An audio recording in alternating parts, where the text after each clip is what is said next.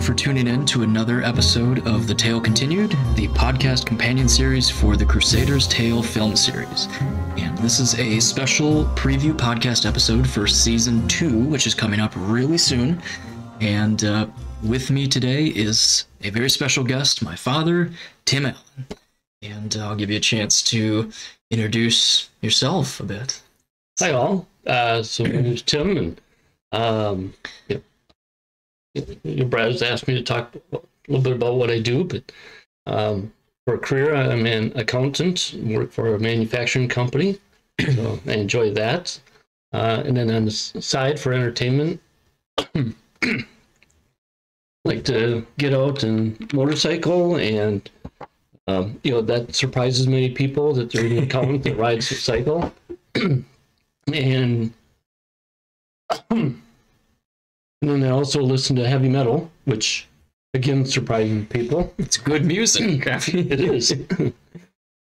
And then I like to get outside and bicycle and cross country ski or disc golf and hike and things like that. Or if it's an indoor day, then there's board gaming.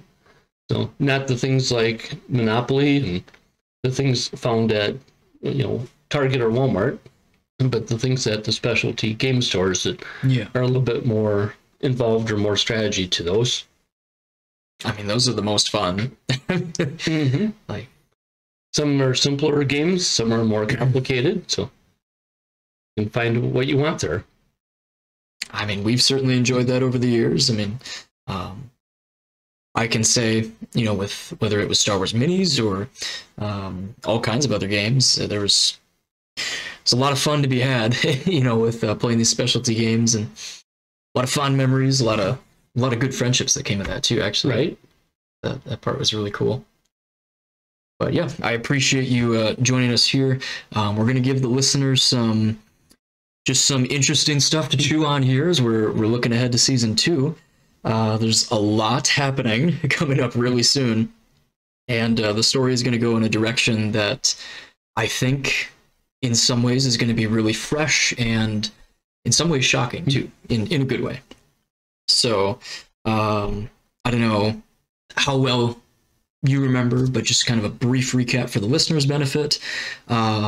We left off in Season 1 at the very end, after William had this incredible journey over the course of 5 episodes, befriending Fadi and really kind of embracing acceptance and kind of getting a new lease on life as well, sort of rethinking what his motivations are and becoming more honorable in the process, doing good deeds, all that kind of stuff. So we leave off at the end of Season 1 where they've just had this battle and they're agreeing to stay in the Holy Land for a while. So then Season 2, it picks up from there, where the main plot line coming up here is that William and a special team of the best fighters and knights and stuff like that, they are going to go on a quest to rescue the English king from a German dungeon, which is actually something that literally happened in history. The king was actually captured. But the liberty that we've taken is that this quest that happens is fiction. So that part is fun. So my question being, as we're transitioning from Season 1 into Season 2 here, I guess what did you enjoy most about Season 1 is the first thing that I'm curious. It's interesting just to see the story that you put out there. Just like the listeners of this podcast, seeing the story as it unfolds, just like they are, and not seeing the script and everything ahead of time, and we get surprised where the story's going, and so it's just interesting that way, and it's interesting to see the locations that you've scouted out. And do we recognize those or not? Because they're not immediately local, but in the not too far either. And that's one thing the listeners probably don't know is the amount of time that you spend trying to make this series come to life. is between the casting and writing the story and scouting locations. You know, Hollywood movies have people that have all those individual jobs, and you're taking on all, many of those. It's fun though. I appreciate the recognition. Thank you. I mean, it's fun. Yep. But yeah, there's a lot of effort behind the things that goes into it, and trying to find period accurate costumes, and and going, where do you find them? And wow, I mean it's definitely not easy. I mean, like of course there's research that goes in, but there's also, like, we take liberties with it too. I mean, some of it we just have to make a choice and just think, does this work or does it look good? Because there's not always a perfect historical record. Like for example, with like the Arabian fighters, there's not as many images out there about what they looked like, versus there's a million images of like what a Crusader knight looks like. You can find that in any textbook, but it's one-sided. So we kind of had to pick something and go with it. Yeah, I mean, we had to blend a few cultures to get Fadi's look, for example, which was fun. And like you talked about there, the historical impact, or trying to think of the right word there, but significance. Like you said, historically the king was captured by the Germans. We're taking the story a little bit different from that, and you're doing that with the whole story. We saw that in season 1. There's some historical relevance to it, but you're not trying to exactly retell an exact historical tale. Yeah, I mean I'd say that's fair to say. Well, what about like your favorite scene from season 1? I guess like what? So like you were there at the theater premiere, January 6th of 2024, and that was, at this point, that's 11 months ago from when we're recording this podcast. But you were there in the theater. You got to see everybody's reactions and stuff. So like, what was, like, I guess, what scene were you thinking about when you walked out of there? The part where the crew went and encountered the Black Knight, and he said, "None shall pass." Are you sure you're not thinking of Monty Python? Okay, maybe it's that. I mean, a good movie. Right. No, do I have a favorite scene? No, I don't. One doesn't jump out at me as a favorite, but I'm like that with most movies, though, too. Sure. I don't just have a favorite scene. Well, that's fair. I mean, I will remember the sword fight on top of the hill most. But oh gosh, I mean, you're thinking of the one. Are you thinking of the one with me and Devin? Right. Yeah. William and Tanner. Yeah, that one was fun. Yeah, that was a good one. Yeah, I mean that one. Gosh, that was a hot day too. Yeah, we have a running joke in the crew about how we almost passed out because it was so hot in the chainmail. Right. Yeah. And, oh my God. And when people watch a movie, they may or may not realize that chainmail is heavy stuff. Yes, they might see that in a movie and they might get a feel for it. Yeah. Yes, people might go to the Renaissance Fair and see it from a distance or something. Sure. But lifting that stuff up over your head so you can try to get into it, it's not 10 pounds. It's not 30 pounds. It's like 70. Right. I mean, I appreciate, like, even the photo shoot that we did for the promo photos for season 1, like 2 or 3 years ago at this point, way before we ever filmed. I mean, yeah, like you helped me get into the costume for the first time, took the photo on my Canon T7. Yeah, like that was, it's crazy. Sometimes it's comical, but frustrating trying to get you out of it. Because I get stuck. It gets stuck on you, and a little bit awkward trying to lift it up and have you wiggle out. Well, it becomes like this whole song and dance of Like, all right, now lift your arms. I am. No, lift them more. Well, I'm trying. Right. You know. Oh God, it's like trying to give a toddler a bath. No, that was easier. Yeah. Well, I suppose it's been a few years since we were at that point, huh? But, yeah. I appreciate all of the help, of course. I mean, you know, I've said it many times, and I tell this to friends of mine that are producers on the show too, the same way that I tell you guys in the family. You know, like the people that help with the production side of things, just bouncing ideas off, or some of that stuff, like the promo photos, or the literal trying on of costumes, like the storage of costumes. I mean, that's no small role. And, you know, if there wasn't that level of access to have a place to put all this crap, I mean, it'd be so hard to make this. Like, that's a huge thing. I mean, thanks. Right. Yep, that's right. Yeah, I mean. Yeah, it's good to see. And this is, even though your name's in the credits a lot, because you've got a lot of roles that you've taken on, right, between scouting and writing and acting and all that stuff, along with others. Yeah, there are enough other people who are listed in credits for helping out, either more directly, like directing and fellow actors and so on. But there are a lot of people that you reached out to for a variety of things to get their input on how do you tell a story in general? Mm-hmm. How do you try to get more period accurate? How do you choreograph a sword fight? You know, those swords aren't rubber. Correct. You know, they're real metal. Yeah.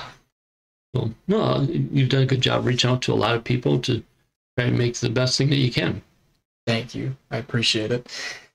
I do appreciate that. I mean, that's very kind. And everybody's help is truly appreciated. I mean, I can't undersell it for sure. But so, I mean, we're moving into season 2 now, and the story is obviously taking a little bit of a different direction. So I guess what are some things that you're hoping will happen in season 2, or like what types of events or things do you hope might happen for William, I guess?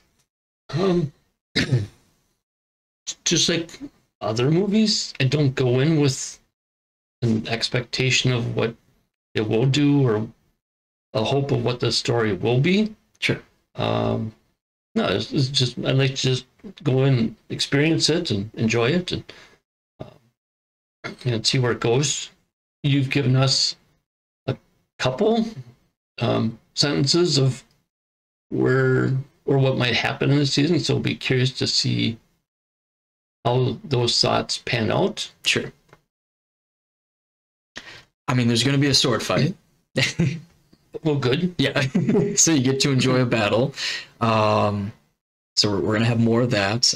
There's one thing I guess that I would point out that I want the viewers to know going into the season, before they even see it, is that this season is really about the world building. In season 1, viewers might remember that William talks a fair amount about his family, with Fadi, or with Katarine, the German doctor, or even with Liana, the Japanese treasure hunter. You know, he talks a lot about his family at great length, and how much they mean to him, and how desperate he is to just get home and see them again. Right. But we never saw them. But this season we do. So we get to meet every single one. Oh, you are revealing that. I am. Yep. So this is something I want the viewers to know. Okay. Because it's something they can look forward to. Is that we're gonna have a lot of flashback scenes. Is how that's gonna play out, where viewers will get to see what William's relationship literally looks like with each of his family members, and it'll do some world building. It'll deepen the character development, but it will also, kind of like the ways that he's described his family members, it's going to give viewers a chance to draw their own conclusions about, you know, is he describing that relationship accurately, or is that more so him, you know, having a one-sided view of things? Sure. Yeah, so it'll be interesting to see though those scenes interspersed in there so we can learn more about the character and what shaped him. See more of those characters. I'm curious if there's going to be a scene where he runs into his family and the male tells him, "I am your father." Yeah, Darth Vader moment. Yeah. Right. Yeah. I mean, is it a spoiler if I say there isn't a scene like that? Probably not. Yeah. I mean, there's, oh gosh, I mean, I maybe shouldn't spoil it too much, but yeah, I mean, well, we do see his father on screen. It's a very different relationship than Darth Vader, though. So, I would guess so. Yeah. Yeah. I mean, like there are some villains in the show though, which I mean, I guess we had villains in season 1, but the real villain of season 1 was kind of this faceless French knight. Right. We never saw his face. He was more or less just kind of an obstacle, versus the villains in season 2 are a little bit more gray. I mean, viewers might empathize with the villains a little bit more, and they also have way more screen time, way more dialogue, opportunities to kind of express their own story. So that's going to be exciting, I think. Yeah, and most stories have 3 sides to them. Yeah. Yours, mine, and the truth somewhere in between. Correct. Yeah.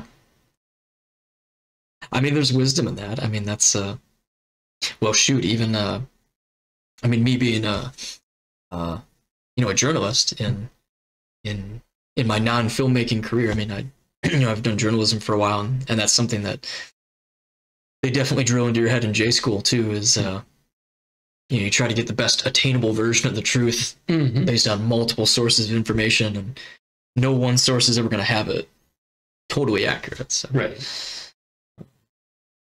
Yes, that's good stuff. I mean, I'm just excited that we get to keep it going, and I'm excited that viewers are going to see something. It's an upgrade. I mean, it is. They're going to see something they haven't seen before out of our group, our channel. The quality level is a huge improvement. I mean, like the director, Zach, totally nailed it. Like amazing camera work. Our talented crew that's worked on every project has done amazing work. And they're so great at what they do. The advantage this time is that we just had cameras that had better microphones. And that's what made all the difference as well, is that it's like when you're using a $3,000 camera versus a $500 camera. I mean, there is a literal difference. Right. So that's... Yeah, and you guys have more experience too. Yeah. So you've tried some things, whether it's shot angles or whatever. And so this should be good. Yeah. There is I did want to ask you something else as well here while we're sitting down. So the whole story of Crusader's Tale is really focused on, like, it is actually a family story. I mean, about William's family and other families that he encounters and stuff like that. So that was kind of one of the things I wanted to chat a little bit about, is movies that you've shown my brother and I growing up and stuff like that have meant a lot to us, such as Star Wars, where it's a family story. I guess how would you personally describe that as what makes movies good? If that makes sense. Like how does having a family story make a movie great? Or what's most exciting about that?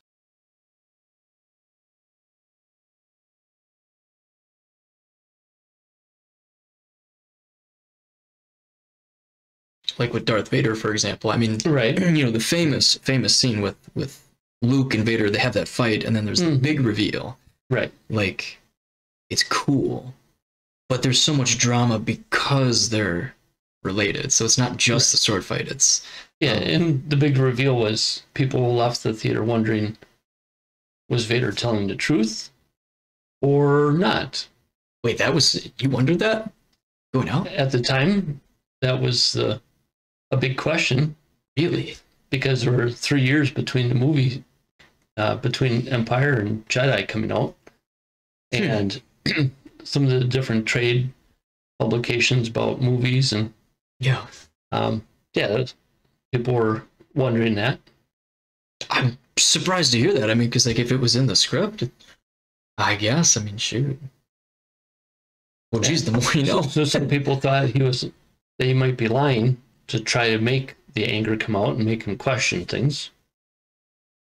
That's a good point. I mean, well, because if the Emperor was trying to manipulate things too, that what better way to force Luke's hand than to play on the heartstrings, I guess, huh? Right.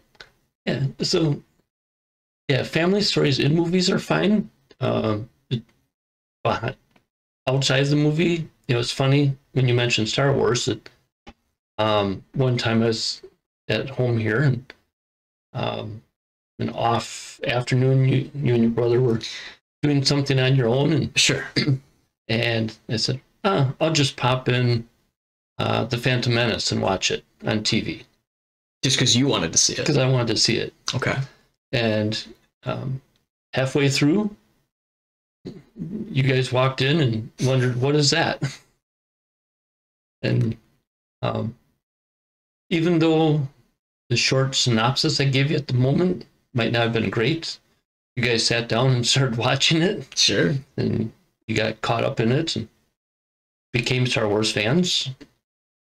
I mean, I have to say, like, I appreciate the fact that, because there have been so many movies that you've shown us, things that you grew up with that then meant a lot to us. And I mean, that's something that I appreciate. Like, going back to Monty Python.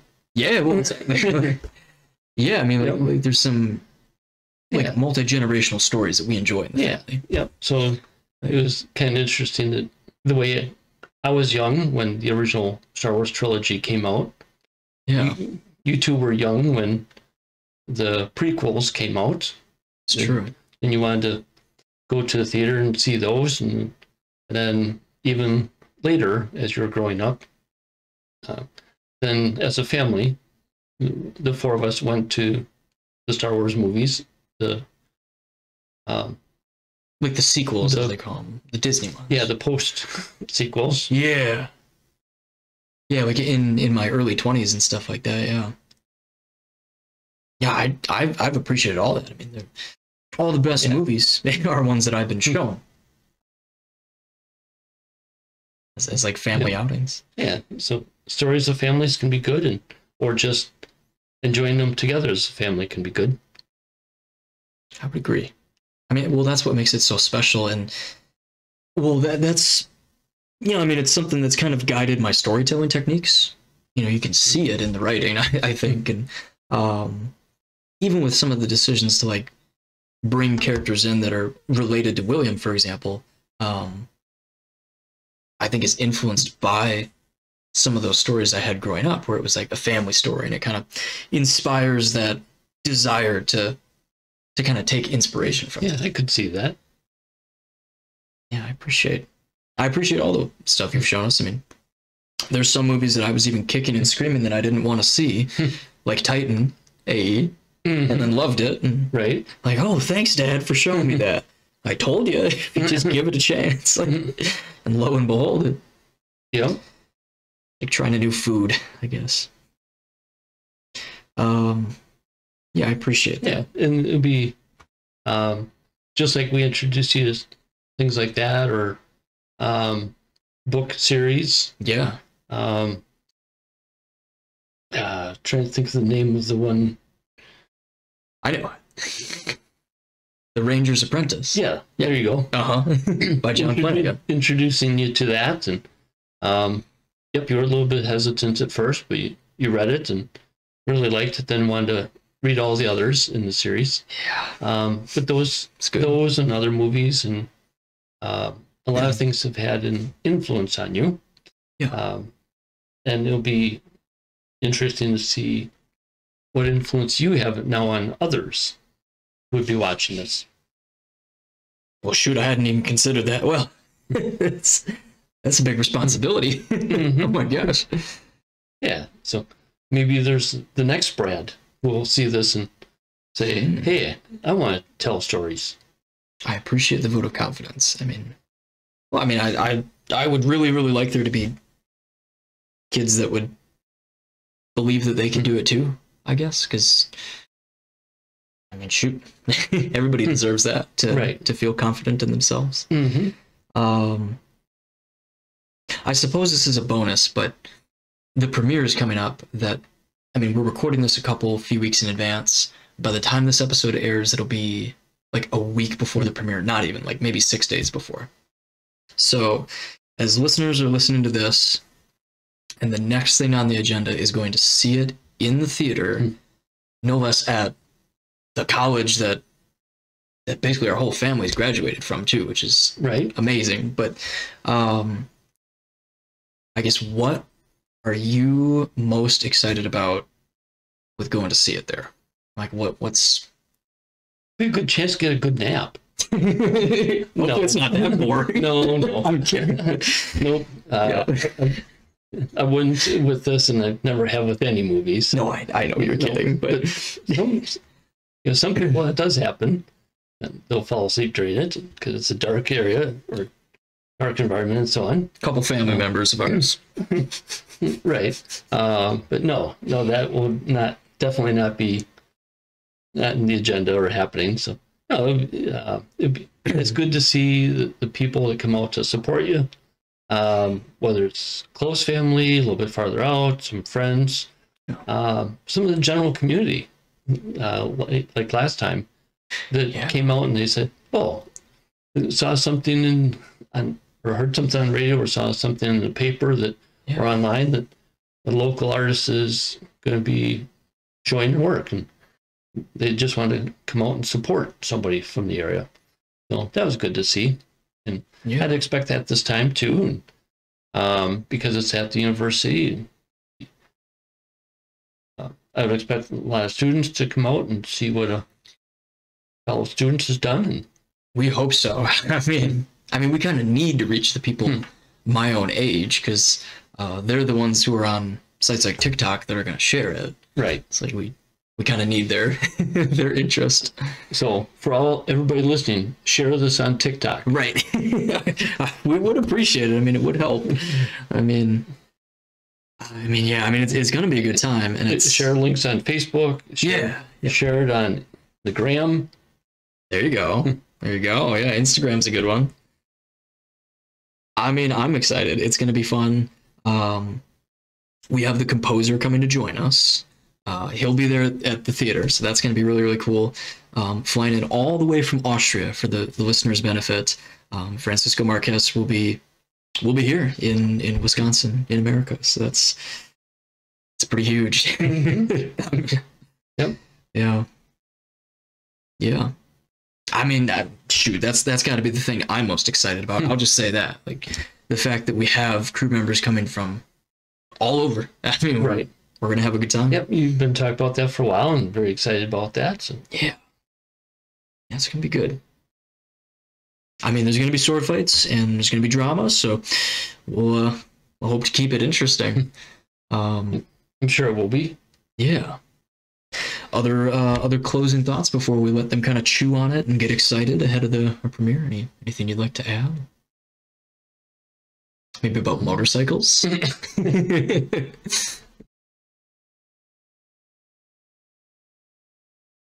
No, I can't think of something. Just looking forward to season 2 and seeing how the story progresses.